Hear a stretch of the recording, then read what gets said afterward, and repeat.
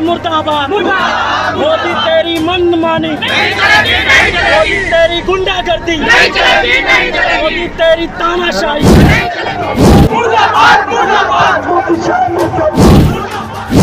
সারা দেশের বিভিন্ন রাজ্য জুড়ে ঝড় উঠেছে ওয়াকফ আইন বাতিল করতে হবে। একই রকম ভাবে ওয়াকফ আইন বাতিলের দাবিতে চোপড়া ব্লকের লক্ষ্মীপুর অঞ্চলে এক ঐতিহাসিক বিক্ষোভ মিছিল করেন লক্ষ্মীপুর এলাকার সাধারণ মানুষজন।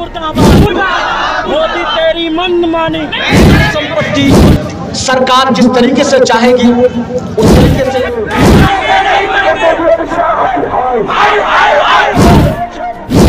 এদিন লক্ষ্মীপুর ইসলামিক সমাজের পক্ষ থেকে ওয়াকফ আইন বাতিলের দাবিতে বিক্ষোভ মিছিল করা হয়।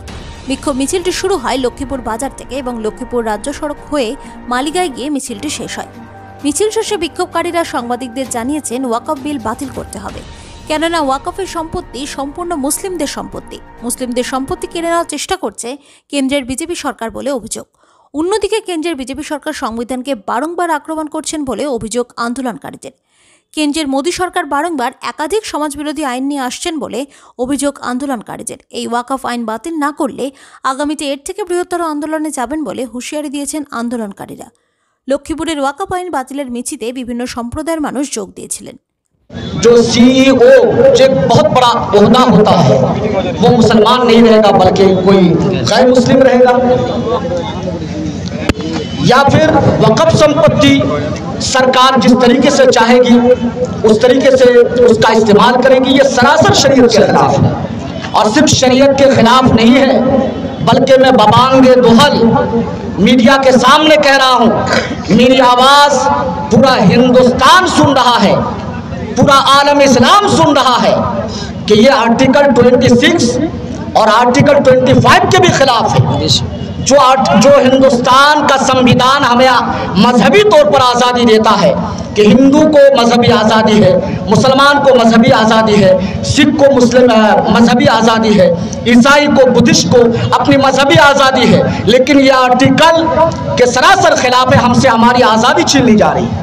कल हमारे कब्रिस्तान में भी वो कब्जा कर सकते हैं, कल हमारी ईदगाहों, खानकाहों, दरगाहों, मज़ारात व मकाबिर पर भी वो कब्जा कर सकते हैं। इसलिए आज इस वक़्फ़ अमेंडमेंट बिल के सिलसिले में हम जवान बुजुर्ग बच्चे अपने घरों से निकल पड़े हैं, सड़कों पर उतर आए हैं, आंदोलन चला रहे हैं कि इस बिल को जितनी जल्दी हो सके वापस किया जाए। वक़्फ़ संपत्ति एक बहुत बड़ी संपत्ति है, तकरीबन 12,000 बिलियन की संपत्ति है।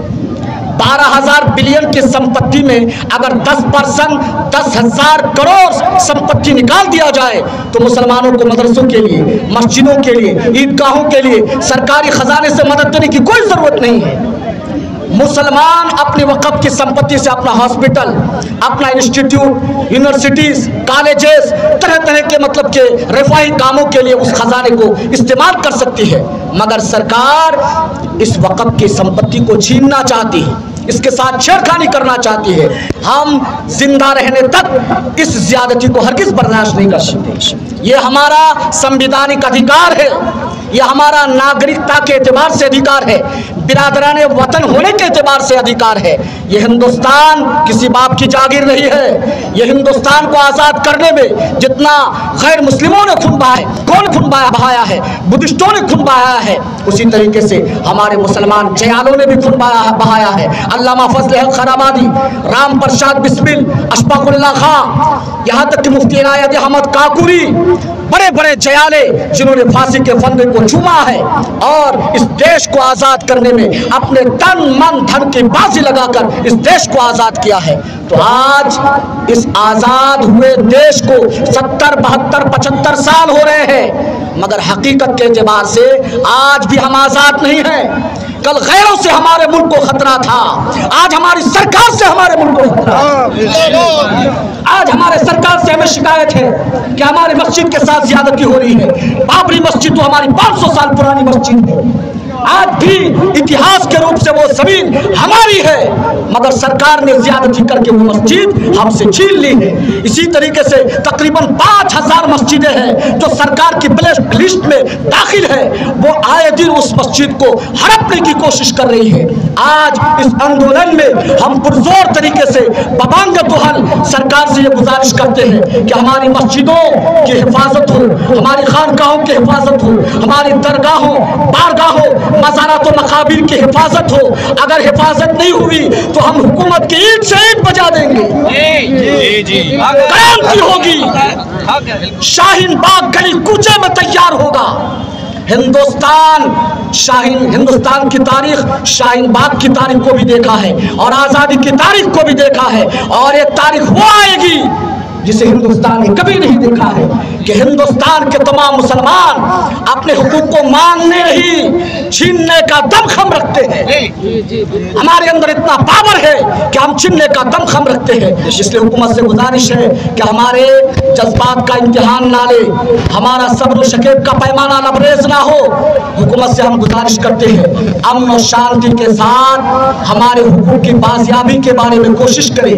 ये क्या तरीका है कि आप बंद रूम में बगैर किसी मुस्लिम और संस्था, बगैर किसी मुस्लिम कमेटी, बगैर मुस्लिम पर्सनल लॉ बोर्ड, बगैर किसी बोर्ड के आप बंद रूम में कोई बिल पास कर दे और मुसलमानों पर उसे थोप दे। मुसलमान ये हर किसी से बर्दाश्त करने को तैयार नहीं। इसीलिए हम पुरजोर तरीके से नारा लगाते हैं कि मोदी तेरी तानाशाही, योगी तेरी तानाशाही, बीजेपी सरकार तेरी तानाशाही। ये तानाशाही हम बिल्कुल चलने नहीं देंगे। हम हुकूमत से ये गुजारिश करेंगे कि इस्लामपुर रैली हुई, सुजानी रैली हुई, आज लखीमपुर में है, कल फिर चोपड़ा में। हमारी ये रैली, हमारे आंदोलन चलता रहेगा जब तक हुकूमत ये काला कानून वापस नहीं करती। हम अपनी सांस लेने को तैयार नहीं है, बल्कि जब तक जिसमें जान है हमारी आवाज बुलंद होती रहेगी कि ये काला कानून वापस लो। और ये बीजेपी सरकार जब से आई है, एक बात की वजाहत कर देना चाहता हूँ, बीजेपी सरकार जब से आई है मुसलमानों को परेशान कर रही है, हिंदुओं को परेशान कर रही है। वो 14 लाख रुपए का वो वादा आज भी पूरा नहीं हुआ। हमारे नौजवान भाइयों की नौकरियां सरकार बैठे बैठे खा जाती है। कभी किसान बिल, कभी 3 तलाक बिल, कभी मस्जिद पर हमला, कभी यूपी महाराष्ट्र में मदरसों पर बिल्डोजर चला रहा है, कभी मज़ारात पर बिल्डोजर चला रहा है। ये क्या तरीका है? मैं हुकूमत से गुजारिश करता हूँ कि दिल्ली की सरजमीन पर, वक़्फ़ की सरजमीन पर सरकारी दफ्तर की तामीर है। मैं योगी सरकार और मोदी सरकार से कहता हूँ कि कहाँ है योगी सरकार का बिल्डोजर, कहाँ है मोदी सरकार का बिल्डोजर? वो दिल्ली की सरजमीन जिसमें हुकूमत की इमारत बिल्डिंग खड़ी है, उसको क्यों गिरा नहीं देती? हमारी मांग है कि वक़्फ़ की सरजमीन पर जो भी सरकार की तामीर, जो भी सरकार की बिल्डिंग है, उसको गिरा दी जाए। इसीलिए फिर हम ये कहते हैं हुकूमत से कि हुकूमत जितनी जल्दी हो सके अपना काला कानून वापस ले, वरना ये हमारा आंदोलन चलता रहेगा।